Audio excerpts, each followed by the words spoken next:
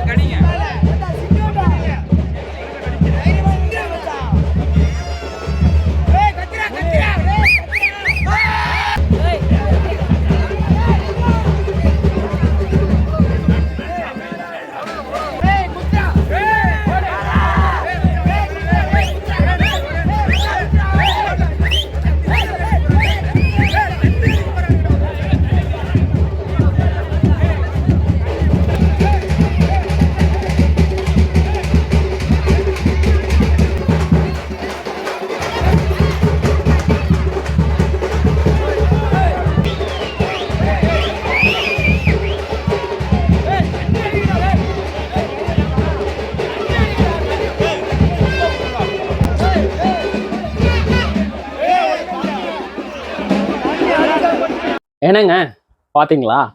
So அழகு குத்துதல், வா, ஏரியாவே சும்மா அலறி போச்சுங்க. இன்னைக்கால சொல்லலாம், அலறிருச்சு, அல்லுற்றுச்சு, செமையா இருந்துச்சுங்க. அது ஒவ்வொருத்தருடைய வேண்டுதல் பார்த்தீங்கன்னா அங்க நிறைவேற்றப்பட்டது. தன்னை வருத்திக்கிற ஒரு விஷயத்த பார்த்தீங்கன்னா மறக்க வைக்கிற அளவுக்கு அங்க இருக்கிற அந்த பசங்க பார்த்தீங்கன்னா அந்த அளவுக்கு ஒரு சப்போர்ட் பண்ணாங்கன்னு வச்சுக்கோங்களேன். எனக்கு அதுதான் ரொம்ப இதாக இருந்துச்சு. இப்போ அதெல்லாம் இல்லாமல் இருந்தா அவ்வளோ குத்துணுமே, ஒழிக்குமே, அதாவது அப்படி அந்த மைண்ட் செட்டில் போகணும். அந்த ட்ரம்ஸு, அங்கே இருக்கிற பசங்க, அந்த என்ஜாய்மெண்ட் மூமெண்ட் எல்லாமே பார்த்தீங்கன்னா அந்த அழகு குத்துறவங்கள நம்ம அழகு குத்திக்க போகிறோம் அப்படிங்கிற ஒரு சந்தோஷத்தை தான் ஏற்படுத்துச்சு. அதை தான் நான் இங்கே பார்த்தேன். அதை தான் நீங்களும் இங்கே பார்த்துருக்கீங்க. சரிங்க, அடுத்த ஒரு பெரிய சம்பவம் நடந்துச்சு, அதையும் பார்த்துட்டு வாங்க. ஃபர்ஸ்ட்டு நான் உங்ககிட்ட சாரி சொல்லிக்கிறேன். ஏன் அப்படின்னா, அதாவது நாம் எந்த ஒரு விஷயத்தையும் பார்த்தீங்கன்னா தனியாக ப்ரொஜெக்ட் பண்ணி தான் பழக்கம். அது தனியாக நீங்கள் என்ஜாய் பண்ணி எந்த டிஸ்டர்பன்ஸ் இல்லாமல் பார்க்கணும். அதுக்கப்புறம் அதை பற்றி எக்ஸ்பிளனேஷன் கொடுக்கறது தான் அப்படி தான் இருந்துச்சு. பட் இது அப்படி பண்ண முடியல. ஏன் அப்படின்னா மூவி சாங்ஸ் ப்ளே பண்ணிட்டாங்க இந்த டான்ஸ் பர்ஃபார்மன்ஸில். அதனால் பார்த்தீங்கன்னா காப்பிரைட் இஷ்யூ வந்துடும். அதான் சரி, வேறு சாங்ஸ் கொடுக்கலாம் அப்படின்னா அது மேட்சே ஆகாது, கம்ப்ளீட்டாக கொலாப்ஸ் பண்ணிடும்.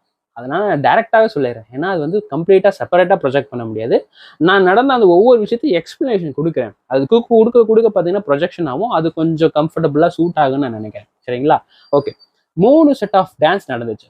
அதில் ஃபர்ஸ்ட்டு ஒரு மேடம், அதாவது கரகாட்டம்னு சொல்லலாம்னு நினைக்கிறேன். கரகாட்டம் ஆனவங்க. ஸோ நார்மலாக கரகாட்டம் ஆடுறாங்க, ஒரு லேடி ஆடுறாங்க, சின்ன சின்ன பர்ஃபார்மன்ஸ் பண்ணுறாங்க, காசுக்காக பண்ணிட்டு இருக்கிறாங்க, அப்படி இப்படின்ட்டு அந்த கரகாட்டம் பார்க்கும் பொழுது சுற்றியவர்கள் பேசிட்டு இருந்தது. ஆனா அவங்க கரகாட்டம் ஆடி முடிச்சதுக்கு அப்புறம் அவங்க ஒரு ஸ்பீச் கொடுத்தாங்க. ஸோ அந்த ஸ்பீச்சில் தான் எல்லாருமே அரண்டு போயிட்டாங்க. என்ன தெரியுங்களா? ஸோ இப்போ ஆடிட்டு இருக்கிற இந்த கரகாட்டம், இந்த மேடம் பார்த்தீங்கன்னா பண்ற பர்ஃபார்மன்ஸ் ஒரு மிகப்பெரிய நேஷனல் அவார்டே அவங்களுக்கு வாங்கி கொடுத்துருக்குங்க இந்த கரகாட்டத்துக்காக. அவங்க பார்த்தீங்கன்னா ஏகப்பட்ட ஸ்டேஜ் ஏறி இருக்காங்க. இவங்க சேலமை சேர்ந்தவர்கள் தான். ஸோ அவங்க வந்து நான் வந்து நேஷனல் அவார்டு வாங்கியிருக்கேன், சிஎம் கிட்ட அவார்டு வாங்கியிருக்கேன். அவங்க வாங்காத அவார்டே இல்லை. இந்த கலைக்காக, கரகாட்டத்திற்காக அவங்க வாங்கின அவார்ட்ஸ் ஏகப்பட்டது. அதை சொல்லும் போதே பார்த்தீங்கன்னா அந்த அரங்கமே அலறி போச்சுங்க. அந்த அளவுக்கு இருந்துச்சு அவங்க பர்ஃபார்மன்ஸ். ரொம்ப ரொம்ப சூப்பராக இருந்துச்சு. ஏன்னா அவங்க ஒவ்வொன்றும் ஆக்சுவலாக அங்கே ஏற்கனவே பயங்கர வெயில், அதில் பயங்கர ஸ்வெட்டிங், அதில் ஒரு இன்ச் ட்ராப் கூட அவங்களுடைய எனர்ஜி லெவல் குறையாம அந்த பர்ஃபார்மன்ஸை கண்டினியூஸாக கொடுத்துக்கிட்டே இருந்தாங்க. அந்த காளி ஆட்டமும் பார்த்தீங்கன்னா அல்டிமேட். ரியல் டைம் ஒரு அந்த பர்ஃபார்மன்ஸை பார்க்கும்போது சூப்பராக இருந்துச்சுன்னு வச்சுக்கோங்களேன். ஸோ இந்த அளவுக்கு ஒரு கஷ்டப்பட்டு அந்த கலையை ஓரளவுக்கு எடுத்துகிட்டு போகிறாங்க அப்படின்னா அது ஒரு ஹேட்ஸ் அப் பண்ணலான்னு கூட நினைக்கலாம். ஏன்னா இவங்க தான் வருங்காலத்துக்கு இந்த கலையை எடுத்துக்கிட்டு போகிறவங்க. இன்னும் அவங்க வந்து நிறையா சாதிக்கணும்னு ஆசைப்படுறாங்கன்னு கூட சொன்னாங்க. இதெல்லாம் கேட்க அவ்வளோ நல்லா இருந்துச்சு. ஓகே, இது முடிஞ்சதுங்களா? அடுத்தது ஒரு ஃபயர் டான்ஸ் வந்துச்சு. அந்த ஃபயர் டான்ஸ் பார்த்தீங்கன்னா ஒருத்தர் குண்டா வந்துக்கிட்டு தொப்பையை காட்டிக்கிட்டு என்னடா இவரு சும்மா வந்து காமெடி பண்ணிட்டு திரியிறாரு அப்படின்னு சொல்லிட்டு ஃபர்ஸ்ட் ஸ்டார்டிங் பார்க்குறப்போ அந்த ஃபயர் டான்ஸு ரொம்ப சிம்பிளாக போச்சு. சும்மா வந்து தேய்ச்சிட்டு ஊதிட்டு போயிடுவாங்க அப்படின்னு நினச்சிட்டு இருந்தோம். ஆனால் அவர் ஒவ்வொன்றும் ஸ்டெப் அடுத்து கொண்டு போக எக்ஸைட்மெண்ட் தான் ஓவர் ஆச்சு அவர் மேலே. அவர் பண்ற அந்த விஷயம் ஒவ்வொன்றும் பார்த்தீங்கன்னா என்னடா இந்த மனசை இந்த அளவுக்கு வெறித்தனமா பண்றா அப்படியே அப்படின்னு தான் தோணுச்சு. எனக்கு தெரிஞ்சு பெட்ரோல் தான் அவர் குளிச்சு குடிப்பார் போல இருக்கு. அப்படிதான் பண்ணுவார். அங்க இருக்க எல்லாருமே அந்த ஃபயர் டான்ஸை பார்த்துட்டு எல்லாம் அரண்டு போயிட்டாங்கன்னு வச்சுக்கோங்களேன். இந்த மனுஷன் மட்டும் ஒன்று சும்மா இல்லைங்க. இவரும் அவரை பத்தி சொல்ல ஆரம்பிச்சாரு. அவரும் பல அவார்ட்ஸ் இவர் வந்து வாங்கி வச்சிருக்காருங்க. இதுக்கு அது ஃபயர்மேனா சம்திங் ஒரு நிக் நேம் வச்சிருந்தாங்க. நல்லா இருந்துச்சு அந்த நேம். அதை நான் நோட் பண்ண விட்டுட்டேன். இவர் பார்த்தீங்கன்னா இவர் அந்த அளவுக்கு ஸ்டேஜ் பர்ஃபார்மன்ஸ் பார்த்தீங்கன்னா தெறிக்க விட்டுட்டார் மனுஷன். ஓகே, இது முடிஞ்சதுங்களா? அதுக்கு அடுத்தது ராகவா லாரன்ஸ் மாஸ்டர் இருக்காருல்ல, ஆக்டர் ராகவா லாரன்ஸ். ஸோ அவர் பார்த்தீங்கன்னா ஒரு ஹேண்டிகேப் டான்சிங் ஒன்று வச்சிருக்கா. அப்படி அவருடைய இதில் ஒரு ஹேண்டிகேப் டான்சிங் ஒன்று வச்சிருக்காரு. ஸோ அந்த குழுவில் இருந்து ஸ்டேஜ் பர்ஃபார்மன்ஸ் பண்ணாங்க. ஸோ அவங்க பார்த்தீங்கன்னா சொன்னாங்கன்னா அவங்களுடைய ஆசிரமத்தில் வந்து நிறைய பேர் இருக்காங்க, கொஞ்சம் உதவி கிடைச்சா கம்ஃபர்டபுளாக இருக்கும், கொஞ்சம் உதவியாக இருக்கும் சொல்லிட்டு ஸ்டேஜ் பர்ஃபார்மன்ஸ் பண்ணினாங்க. அதுவும் பார்த்தீங்கன்னா வேற லெவல். எல்லாரும் ஆள ஆரம்பிச்சிட்டாங்க. ஏன்னா ஃபுல் ஃபயரு டான்ஸு ரெண்டுத்தையும் கலந்து அந்த ஹேண்டிகேப் பர்சன்ஸ், ஒருத்தருக்கு காலே இல்லை, ஒருத்தருக்கு கால் வராது, ஒருத்தருக்கு கை இல்லை, இந்த மாதிரி ஒவ்வொரு குறைபாடோட இருக்கிற ஒவ்வொருத்தரும் அங்கே பர்ஃபார்மன்ஸ் பண்ண அவ்வளோ அற்புதமா இருந்துச்சு. ஆனா அங்க இருக்கிறவங்க சொன்ன அந்த ஹேண்டிகேப் பர்சன் சொன்னது ஒன்னே ஒண்ணுதான், ஏயா உடம்பு ஊனமாக்குறவங்க நாங்களே பார்த்தீங்கன்னா இந்த அளவுக்கு ஒரு பர்ஃபார்மன்ஸ் பண்ணி எங்களை நாங்களே பார்த்துக்கிட்டு நாங்கள் இன்னும் நிறைய விஷயம் செஞ்சிட்டு இருக்கோமே, நிறைய பேத்துக்கு நிறைய விஷயம் செஞ்சிட்டு இருக்கோமே, உடம்பு நல்லா இருக்கே நீங்க ஏங்க தற்கொலை பண்ணிக்கிறீங்க? தாறு பாருங்க, செருப்புல அடிச்ச மாதிரி ஒரு கேள்வி. உடல் ஊனமா இருக்கு, நானே பார்த்தீங்கன்னா நான் என்னால் முடிஞ்சது செஞ்சுக்கிட்டு என்னால் முடிஞ்சது மற்றவங்களுக்கு நான் உதவி செஞ்சுட்டு இருக்கேன். என்னாலே இப்படி முடியுதுன்னா உங்களுக்கு ஆண்டவன் பார்த்தீங்கன்னா உடம்ப காடு கிஃப்டாக கொடுத்துருக்காரு. அதை விட்டுட்டு எனக்கு குடும்ப கஷ்டம், நிம்மதி இல்லை, சந்தோஷம் இல்லை, எனக்கு நினைச்சது கிடைக்கலன்னு சொல்லிட்டு தற்கொலை ஏன் பண்ணிக்கிறீங்க? எங்களை உதாரணமா எடுத்துக்கோங்க. எங்களை உதாரணமா எடுத்துக்கிட்டீங்கன்னா உங்க வாழ்க்கையில தற்கொலை அப்படிங்கிற எண்ணமே வராதுங்க அப்படின்னு சொன்னாரு. செம்ம மோட்டிவேஷனல் ஸ்பீச். அப்புறம் லாஸ்டா ஃபைனல் டச்சா பார்த்தீங்கன்னா வான வேடிக்கைகள்லாம் விட்டாங்க. கோயில் சார்பாக பார்த்தீங்கன்னா வான வேடிக்கை விட்டுருந்தாங்க. அதை உட்காந்து கொஞ்ச நேரம் பேன்னு அண்ணாந்து வானத்தை பார்த்துட்டு இருந்தாங்க. ஃபைனல் டச் நல்லா இருந்துச்சு. ஓகேங்க, இந்த 20வது நாள் திருவிழா பண்டிகை நல்லபடியாக முடிந்தது. உங்களை அடுத்த வீடியோவில் மீட் பண்ணுறேன். பாய்.